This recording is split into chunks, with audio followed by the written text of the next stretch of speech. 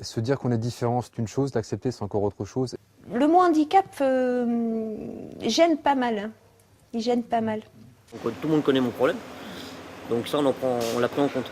Au bout d'un moment, j'ai dû commencer des dialyses 3 fois par semaine. Je voulais croire qu'il y aurait une solution et que je referais autre chose. Du jour au lendemain, se dire on est handicapé, dans la tête ça fait travailler énormément. Qu'est-ce que je vais faire? Qu'est-ce que je vais devenir? Je suis handicapé, on ne va plus vouloir de moi dans les sociétés.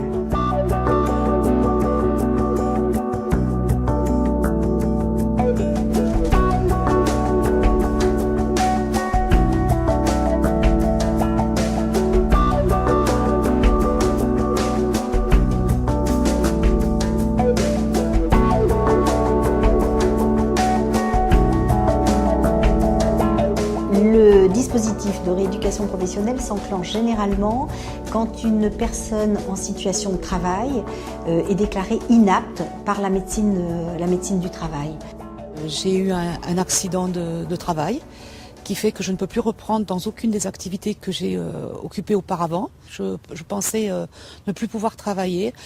Et puis, ou alors, enfin, dans quoi? Je me souviens du moment où la médecine du travail m'a déclarée inapte. Je crois que c'est un moment que je n'oublierai pas. Donc j'ai vu la médecin du travail puisque j'avais de gros problèmes respiratoires et au niveau des yeux. Et la médecine du travail qui me dit, je dis bon mais je repars au travail. Elle me dit non, là vous ne repartez pas. À la rigueur, vous passez au travail, vous prenez vos affaires, vous rentrez à la maison. C'est terminé. Là, je crois que ça m'a fait comme l'effet d'un coup de massue. On se retrouve assis et on se demande qu'est-ce qui nous arrive. On est de l'autre côté et puis dire tiens, je suis handicapé maintenant, va chercher du travail, c'est lourd. Et c'est lourd même au niveau familial parce que dans la famille, qu'est-ce que je vais faire? Puis mon épouse, mes enfants, vous voyez bien que qu'est-ce que je vais faire? Je tournais en rond. Ce handicap, cette maladie, cet accident bouscule bien sûr sa propre vie, mais aussi la vie de tout son entourage, sa famille. On était peut-être la personne qui apportait le revenu principal au sein du foyer. Quelle image mon enfant va avoir de moi, un père, une mère qui va être diminuée. Tout ça amène beaucoup de remise en question et qui des fois est très très douloureuse pour la personne sur son identité, sur l'avenir. Que va-t-il être cet avenir? C'est-à-dire, je perds mon emploi, est-ce que je vais pouvoir en retrouver un? Et en plus d'être demandeur d'emploi, je suis quelqu'un qui ne va plus pouvoir exercer le métier pour lequel j'ai été formée, pour lequel j'ai une expérience professionnelle. Je peux me retrouver à 40 ans, 50 ans, débutant dans un nouveau métier. Tout ça, évidemment, est porteur d'inquiétude, si ce n'est pas d'angoisse. Ils nous donnent l'impression, ils se pensent comme inutiles. Inutiles. Ils ne savent plus rien faire. Ils ont une estime de soi, une confiance en soi extrêmement dégradée. Quand je vois les pierres comme ça, je me dis que j'ai passé à peu près 10 ans de ma vie à travailler dans des sites classés, protégés. Et je me dis qu'aujourd'hui, avec du recul, ça fait de moi une expérience professionnelle qui est assez riche. Et de se dire qu'à 25 ans, on doit accepter de porter un bâton pour faire des longues marches ou autre chose, ou porter des chaussures orthopédiques comme ce que j'ai au pied, ça fait mal au cœur, mais c'est ce mal-être qui vous donne davantage plus de force pour justement rebondir. Travailleur handicapé, c'est être suffisamment handicapé, souffrir d'une situation de handicap qui va empêcher l'exercice du métier pour lequel on a été formé, pour lequel on a l'expérience, mais pas suffisamment pour ne pas avoir une employabilité. C'est pourquoi on va parler de reconversion au sein d'un dispositif de rééducation professionnelle. Et une fois que la MDPH a reconnu ce statut, la personne ouvre un droit à la rééducation professionnelle. Un des partenaires essentiels, une des étapes essentielles, c'est la MDPH, la Maison départementale des personnes handicapées, qui va leur faire obtenir le statut de travailleur handicapé, faire une demande d'allocation adulte handicapé ou pour la reconversion professionnelle, puisqu'il y a des centres de formation spécialisés et ça passe par la maison départementale. Et c'est vrai qu'on a besoin de les aider, on les informe sur comment remplir un dossier parce que ce n'est pas toujours simple, l'importance du certificat médical, des choses comme ça.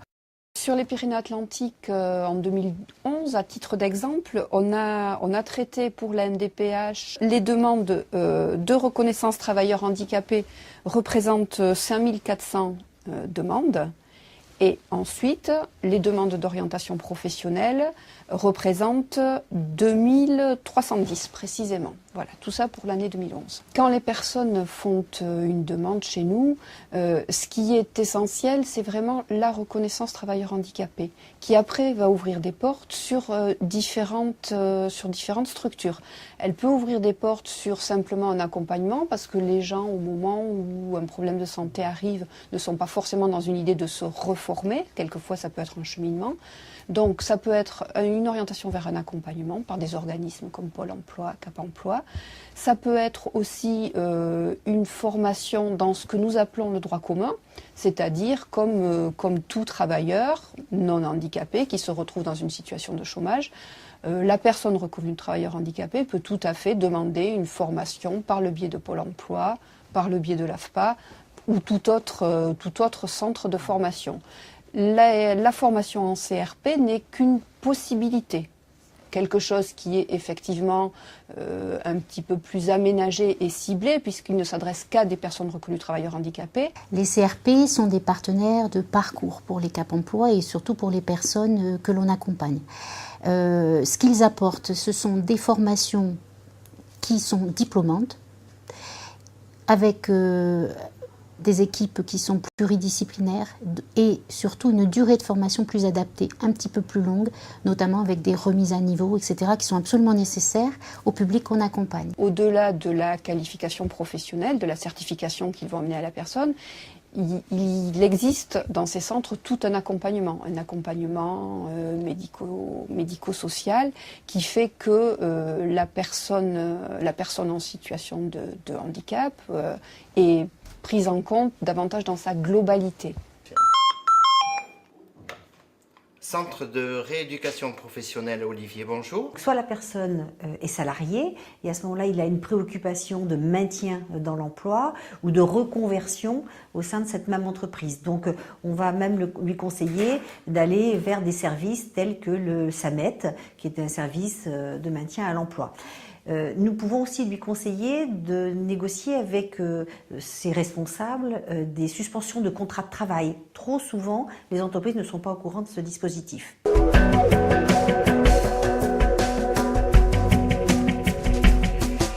Parmi les demandeurs d'emploi qui ont été licenciés pour raison d'inaptitude, une catégorie de personnes qui sont celles qui ont souffert d'un traumatisme crânien ou d'un AVC, d'un accident vasculaire cérébral, et qui peuvent être dirigées vers des unités que l'on appelle des unités d'évaluation, de reclassement et d'orientation sociale, UEROS, qui sont spécialisées pour permettre à ces personnes d'élaborer un projet professionnel en adéquation avec leur potentiel.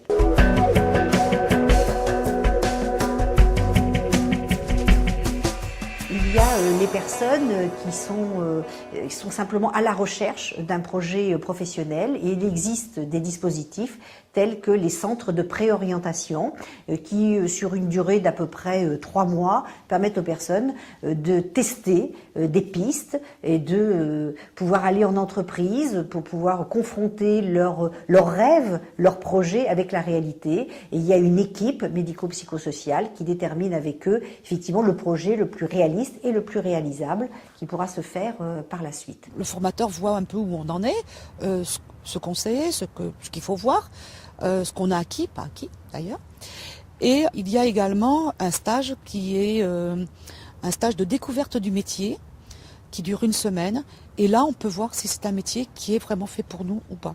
Donc, on m'avait proposé 3 métiers, mais les 2 premiers ne convenaient pas pour cause physique.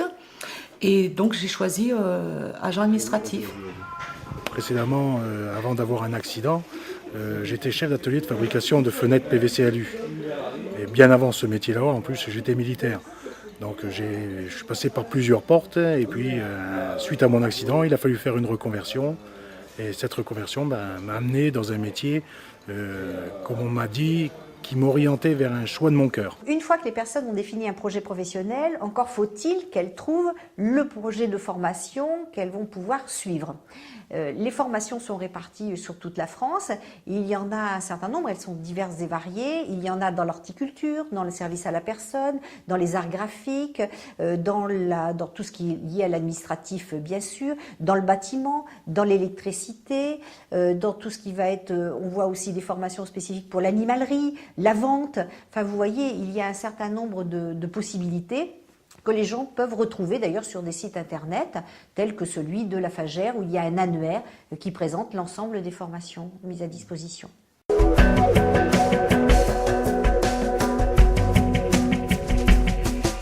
Les personnes, une fois qu'elles ont déterminé le métier qui leur semble le plus adapté à leurs souhaits, à leurs attentes, à leurs problématiques de santé, un autre questionnement arrive, c'est mais est-ce que j'ai le niveau pour pouvoir exercer ce métier? J'ai pas fait d'études, j'ai eu une expérience professionnelle assez longue, mais qui ne m'a pas permis d'augmenter mon niveau de connaissance. Est-ce que je vais pouvoir? Eh bien oui, il y a des dispositifs qu'on appelle les dispositifs de remise à niveau qui sont en place aussi dans différents centres de rééducation professionnelle.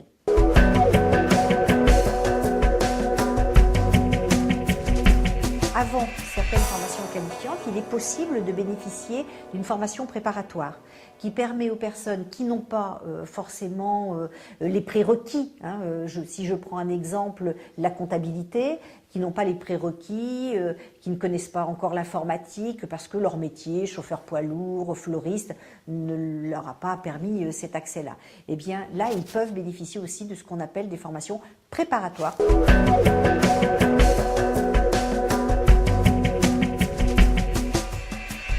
Personnes, on nous dit systématiquement quand ils viennent nous voir, quand ils nous téléphonent, oui mais moi je veux bien une formation mais l'école c'est pas forcément un très bon souvenir et donc j'ai pas envie de revenir à l'école. Donc là nous leur proposons pratiquement dans tous les établissements des visites afin de se rendre compte et de rencontrer les personnes, notamment les professionnels et plus particulièrement les formateurs qui vont leur parler d'une pédagogie concrète avec des groupes restreints, un fort partenariat avec des entreprises, des chantiers écoles. Donc quelque chose évidemment qu'ils n'ont pas connu et qui est complètement adapté à l'âge adulte puisque nous accueillons des personnes qui ont plus de 18 ans dans nos établissements. Moi je viens du milieu professionnel, donc j'ai été électricien de maintenance, j'ai été aussi responsable de maintenance pendant un certain nombre d'années.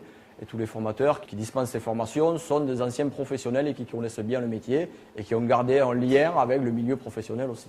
Alors moi, ce que je cherche à faire au niveau de la formation, c'est au-delà des compétences et des connaissances techniques qui vont acquérir tout au long de la formation, c'est acquérir un comportement qui va leur permettre de s'adapter vraiment au milieu professionnel en sortie de formation. C'est la reconversion, c'est un moyen pour aller vers un métier. Ce lien avec l'entreprise est pour nous très important. On crée des partenariats qui passent par plusieurs phases, qui peuvent avoir plusieurs facettes, notamment les stages d'entreprise pour nos stagiaires. On initie également des chantiers pédagogiques, donc on travaille avec des bureaux d'études pour mettre des schémas à jour. Et là, on peut comme ça recréer les contraintes clients-entreprises qu'on ne peut pas toujours recréer en formation. Et on a également la possibilité de reconvertir des salariés en inaptitude. Par exemple ici, il nous arrive fréquemment d'accueillir des monteurs électriciens inaptes qui, après être passés par la formation, sont reconvertis dans l'entreprise. Il y a suspension du contrat de travail le temps du stage et l'employeur ne paye rien. Et ça permet une reconversion dans l'entreprise. Les formations sont des formations qui amènent à des titres professionnels, qui les amènent à, évidemment, une qualification professionnelle reconnue par les entreprises, mais aussi et surtout à l'emploi et à un diplôme qui est de niveau généralement de niveau 5, alors dans notre jargon c'est l'équivalent du BEP, CAP, ou de niveau 4 qui est l'équivalent du baccalauréat, un baccalauréat technique. Et ce sont des diplômes soit de l'éducation nationale qui sont préparés dans nos établissements, soit ceux du ministère du Travail.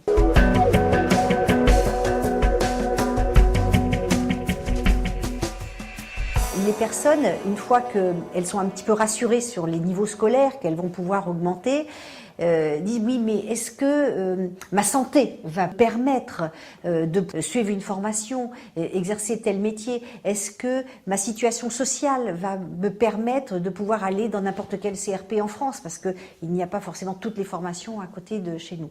Et à ce moment-là, on les renseigne sur les équipes médico-psychosociales que nous avons dans nos établissements, donc sur le plan médical, plan social, des psychologues, des spécialistes certaines fois, des conseillers donc par rapport à tout ce qui peut être l'insertion.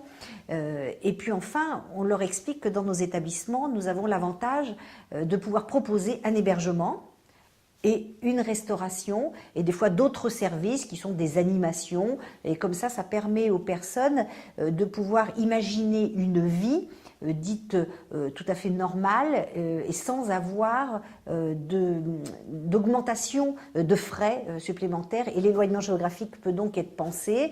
On peut dépasser les problématiques de santé ou sociales que l'on vit actuellement. Ils sont là tous pour nous alléger à tous les niveaux et pour qu'on se consacre vraiment pleinement à la formation.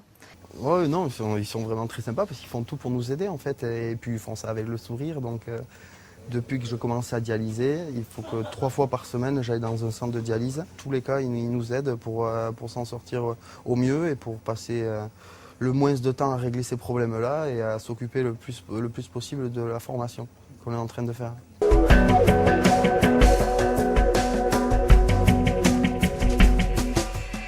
La formation, c'est un passage. La finalité de notre mission, c'est l'emploi. Et c'est vrai que quand un stagiaire nous appelle ou nous envoie un mail pour nous dire « ça y est, je suis dans l'emploi », c'est là que notre mission s'achève et c'est là qu'on a vraiment rempli notre contrat, quoi. Mon travail de conseillère en insertion professionnelle dans un centre de réadaptation consiste essentiellement à accompagner les personnes à l'emploi et notamment par des mises en situation de simulation aux techniques de recrutement essentiellement, et à mettre aussi en valeur leurs expériences passées, mais aussi les compétences acquises en formation qui sont totalement en adéquation avec ce que demande le marché du travail. Sur la centaine de CRP qui existent en France, 70% des personnes qui sortent de formation retrouvent un emploi dès la première année.